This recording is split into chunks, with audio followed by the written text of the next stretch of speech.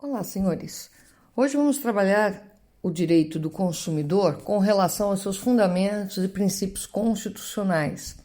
Primeiro, falando da origem do tratamento da defesa do consumidor como um direito fundamental. Isso decorre quer da sua localização, onde está estatuído no artigo 5º, inciso 32 da Constituição de 88. Então, está lá determinado que o Estado promoverá, na forma da lei, a defesa do consumidor. Então, isso está estabelecido, portanto, como um direito fundamental no artigo 5º, inciso 32, assim como se verifica também na Carta de Direitos Fundamentais da União Europeia, de 2000, as políticas que devem assegurar os consumidores. Então, existe toda uma tratativa no direito fundamental e pela moderna teoria constitucional que permite o assentamento no ordenamento jurídico infraconstitucional de normas garantidoras dos direitos fundamentais. Dentre elas, encontramos o direito do consumidor, que também se encontra alocado no artigo 48 das normas, das disposições transitórias da Constituição Federal, que determina exatamente o estabelecimento do CDC e sua criação. Ou seja, isso já está determinado no próprio termo constitucional. Então, são as políticas que devem assegurar elevado nível de defesa dos consumidores. Com relação à ordem constitucional econômica, também nós temos ali os chamados direitos básicos do consumidor, também tendo que conviver com o artigo 170 da Constituição da República, que determina a importância de hierarquia maior ou menor em relação a quaisquer princípios estabelecidos, soberania nacional, propriedade privada, função social da propriedade, livre concorrência, defesa do consumidor. Então, muitos colocam isso de forma hierárquica, assim sendo, a defesa do consumidor estaria sujeita, ou ela vem depois da livre concorrência e antes da defesa do meio ambiente, né? Antes da defesa das desigualdades regionais e sociais, da busca do pleno emprego, do tratamento favorecido para empresas de pequeno porte constituídas sob as leis brasileiras e que tenham sua sede de administração no país.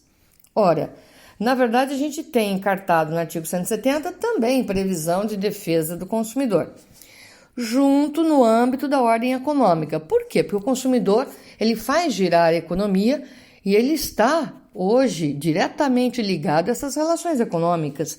Não haveria como você retirar e deixar a ordem econômica apenas com os princípios de direito público ou tratando da questão da propriedade privada e da soberania nacional, esquecendo-se da defesa do consumidor. Então, temos aí no artigo 170, inciso 5, também a colocação do direito do consumidor, estabelecido aí bonitinho como uma das regras necessárias. Assim sendo, a ordem econômica deve se realizar, mas respeitando o princípio maior da dignidade da pessoa humana, né, e no seu desenvolvimento, respeitando também a defesa do consumidor, como uma necessidade de manter-se a qualidade de vida e a qualidade dos bens de consumo e da prestação de serviços que são feitas. Então, não deixa de ser uma regulação do mercado igualmente. Então, você protege o consumidor e, com isso, você garante bens de qualidade para serem consumidos. Entendam, portanto, que o CDC ele surge como uma determinação mesmo da própria Constituição Federal, onde está expresso pela primeira vez. Por isso que está estabelecido a determinação da criação do Código de Defesa do Consumidor no artigo 48 dessas disposições constitucionais transitórias, cuja finalidade é exatamente dar não só grande eficácia, mas garantir o desenvolvimento daquilo que estava estabelecido no artigo 5º. Então, se lá está garantido o direito dos consumidores, você precisa ter um dispositivo normativo em que esses direitos sejam contemplados, explicitados e explicados, né? E esse dispositivo normativo Hoje é a Lei 8.078 de 90, que é o Código de Defesa do Consumidor. Lembrando que a gente precisou de uma ação direta de inconstitucionalidade por omissão para que houvesse a aprovação desse código na década ainda em 1990, porque já havia se passado o tempo suficiente da promulgação da Constituição sem que houvesse a efetividade de um direito fundamental lá garantido. Então houve toda uma preocupação com isso. Esse caráter de também ordem pública está garantido no artigo 1º, que diz que o Código de Defesa do Consumidor, no artigo 1º do CDC, diz que o Código de Defesa do Consumidor trata-se de lei de ordem pública e interesse social. Então, pode-se concluir que o direito do consumidor tem uma interface com o direito privado, mas não se confunde com ele. Por tratar-se de um microsistema, lá encontraremos, por óbvio, disposições tanto de direito penal, como de direito processual, direito administrativo, direito material, né? Então, nós temos ali um conjunto, um arcabouço de todas as normas integrativas e protetoras do direito do consumidor em quaisquer âmbitos. Foi essa a intenção da realização do microsistema. E é por isso que encontramos enfeixados no CDC a conclusão aí das principais normas atinentes ao consumidor.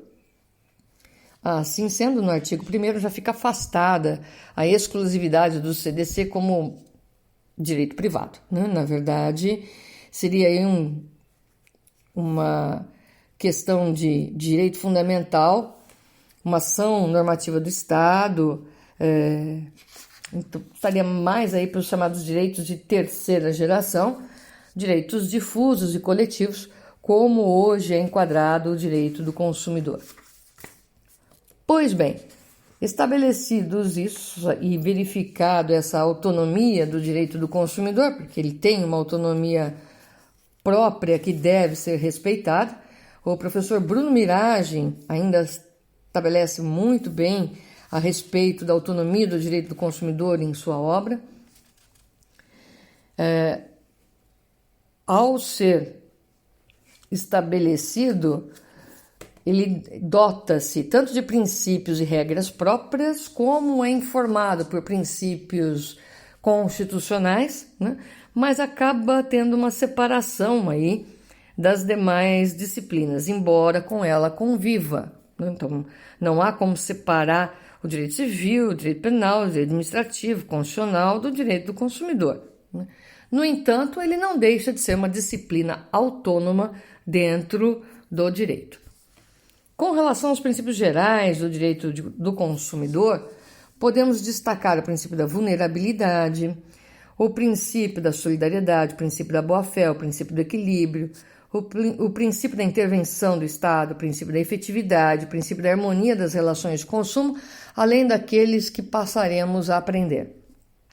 Então, o princípio da vulnerabilidade, eu afasto no momento o aprendizado, porque nós examinaremos quando trabalharmos a relação jurídica de consumo, destacando apenas a diferença entre vulnerabilidade e hipossuficiência.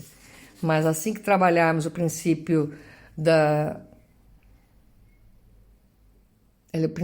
as relações jurídicas de consumo, quando trabalharmos as correntes, a teoria finalista mitigada e a teoria maximalista, teremos que trabalhar com um critério trazido por elas, que é o critério da vulnerabilidade.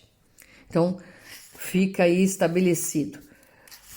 Boa parte desses princípios serão examinados, mas um deles, que é um princípio não novo, né? Mas são 3 princípios que devem ser examinados, antes de examinarmos os já clássicos. O princípio do equilíbrio. Na verdade, quando você reconhece a vulnerabilidade do consumidor, você tenta realizar ali a proteção no sentido de realizar esse equilíbrio. Então, a proteção do consumidor se dá em face da sua vulnerabilidade. A proteção do equilíbrio econômico do contrato é que deve ser realizada. Então, existe um princípio do equilíbrio econômico e aí você tenta essa interface do direito do consumidor no artigo 170, na ordem econômica, tentando estabelecer aí a proteção do consumidor no que tange aos contratos e às relações econômicas, como nós veremos nas práticas abusivas, nos contratos e nas cláusulas abusivas, nas publicidades abusivas, enganosas. Então, existe toda uma preocupação de defesa do consumidor em relação a essas questões, e é por isso que a gente chama de princípio do equilíbrio.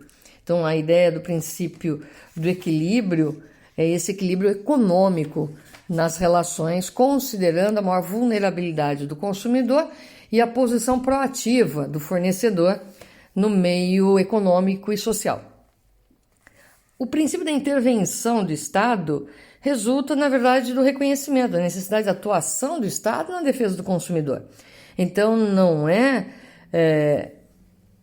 a posição do Estado condicionando o consumo, e sim estabelecendo aos consumidores uma série de direitos subjetivos que podem ser exercidos, e aos fornecedores uma série de deveres que devem ser respeitados para a realização, inclusive, dos direitos subjetivos apregoados e estabelecidos. Bom, vocês vão falar assim, mas professor, então na verdade o Estado não pode interferir para garantir os direitos ou para estabelecer novas regras econômicas? Olha, a gente já tem o dirigismo estatal, entretanto a gente está diante de um Estado social. Então, como ensina o Canotilho, as tarefas constitucionalmente impostas ao Estado para a concretização desses direitos devem traduzir-se na edição de medidas concretas e determinadas e não em promessas vagas e abstratas. Então, o que o Canotilho falou e que a gente está explicitando agora? Você pode criar os PROCONs, sim, estadual, municipal. Então, nós temos esferas distintas e todas elas devem garantir a efetividade e o direito do consumidor. Por isso que é dado a todas elas a possibilidade de criar.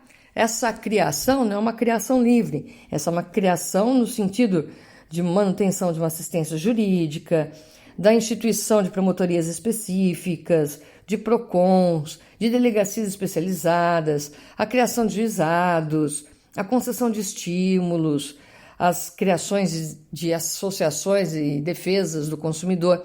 Então, a ideia é que se crie toda uma rede de proteção ao consumidor e que permita que nessas medidas você realize plenamente o equilíbrio econômico prefigurado na Carta Constitucional.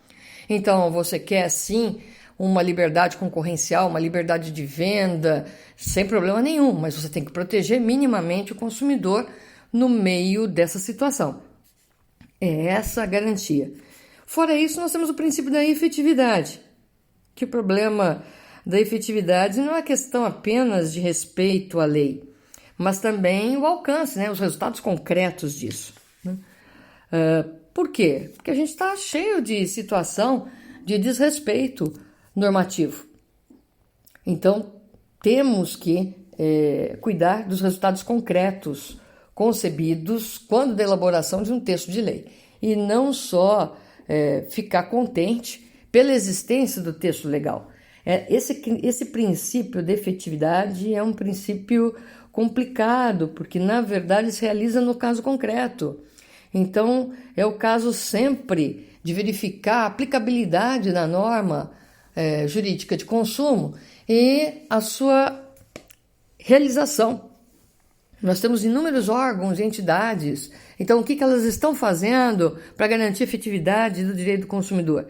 É essa a grande tônica e a grande preocupação.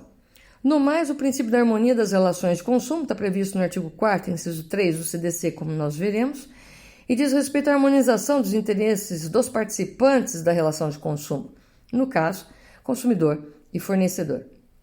Essa harmonia funda-se no princípio da boa-fé, que nós examinaremos, e na ideia de que só é possível o desenvolvimento da boa liberdade econômica se você também protege uma das partes nessa liberdade econômica, que é o consumidor. No nosso próximo encontro, já partimos para a relação jurídica de consumo e suas grandes discussões, e teorias que já constam do artigo 2º do CDC. Visto o artigo 1º e visto a origem e as preocupações do Código de Defesa do Consumidor em relação aos demais temas e aos direitos fundamentais, E encerramos aqui. Desejo a todos que fiquem bem, estejam bem e cuidem-se. Abraços virtuais e até o próximo encontro.